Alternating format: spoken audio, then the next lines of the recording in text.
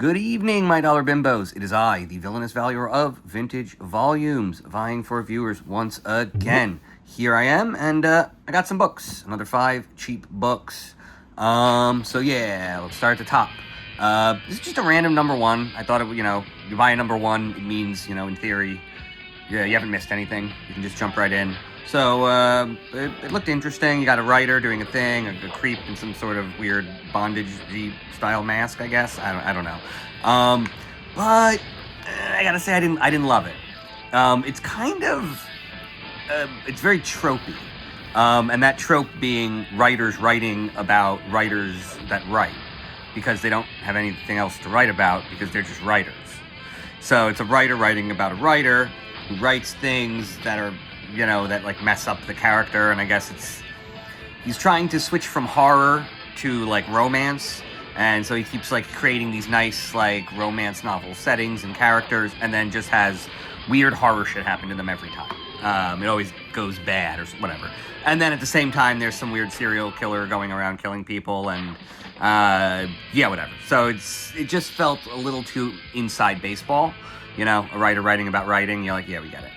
Boom. Then I got this one. I love the homage style to the old Marvel cover and headline kind of style. So I grabbed this. It's the number 4.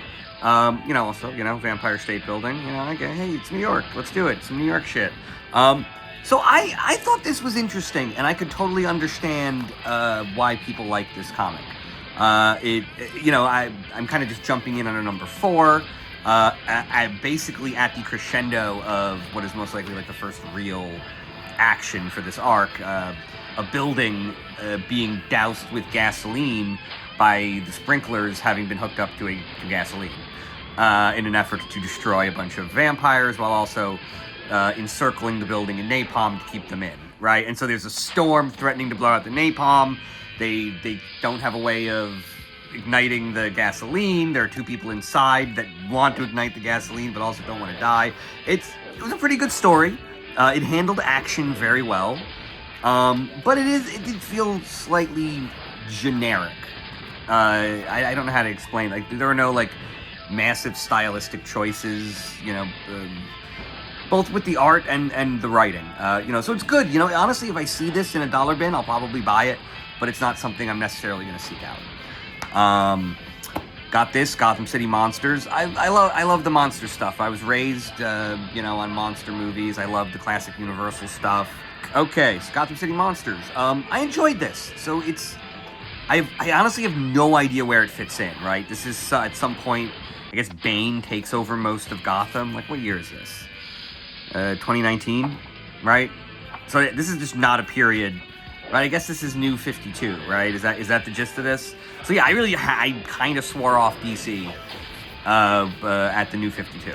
I was reading a whole lot of ongoings and them just wiping it all out, and then coming back with stories that seemed like they were written for angry, teenagers. I'm like, written by angry teenagers. It just wasn't good. But yeah, so I haven't really connected with much of it. But yeah, apparently Gotham is run by Bane, but there's one small section called Monster Town. A little on the nose, right? But that is sort of the point of monsters. Monsters aren't subtle. This isn't the Riddler, this is, yeah, Killer Croc, you know what's coming for you. It's not a mystery, right? So I thought it was kind of fun. You got a vampire. Is it Dracula? I don't know if it's Dracula, but you also got a Frankenstein running around, and they both seem to be kind of on the heels of the same much greater evil, although, Frankenstein might tear apart, the vampire just for fun, even knowing it's not going to kill him. Yeah, so I thought this was a lot of fun. It was very tropey. It was a weird point in the continuity that I didn't really know, but it also told a pretty, also a number 1, right? So I knew I could just jump right in. It seems like this is telling a very simple story of a single, demonic entity crossing over to our reality using rituals, based on entertainment, right? It's fun. Very fun. So I enjoyed this. This was garbage. This was hot nonsense. This was trash. I think I only read like 5 pages of it.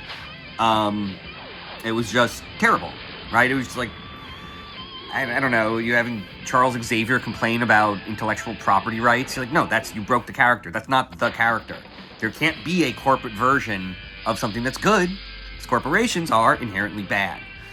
What they stand for is irresponsibility and danger, right? The concept of a corporation just means a liability shield. And liability is responsibility. And why would being shielded from responsibility be good for anybody, right? It's also just not the ethos of the X-Men. The X-Men have always, responsibility was key. You know, they tried not to hurt people.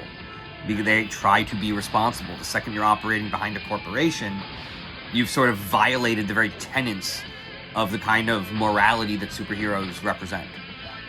So yeah, this is just hot nonsense. And basically this is just the canary in the coal mine being dead, right? That's what this is. This book, like this whole series coming out, signaled a complete lack of talent in the pool.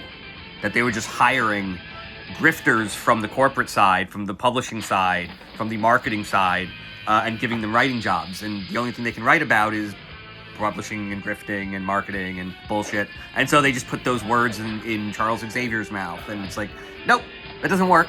You can't do that. This is bad writing. Everybody involved should be embarrassed. And this was just, I bought one of these, an issue of this, I want to say number 5, just because I like this phrase. And I'd never seen it before, but when I went back, there was another issue of it there. So I think I haven't read it, but I think I'll keep buying this. And if I get to, if I can get back to issue number 1 of this 6-parter, I'll give it a read. Yeah, so that was it. Just a few books. This was you know, pretty good. You know, I would say, yeah, these two were worth the read. Absolutely worth the read. Yeah, big fun. Big goofy. I mean, there's a theme, man. It's monster nonsense. I do kind of like monster nonsense. So yeah, these 2 books delivered. Good night and good books.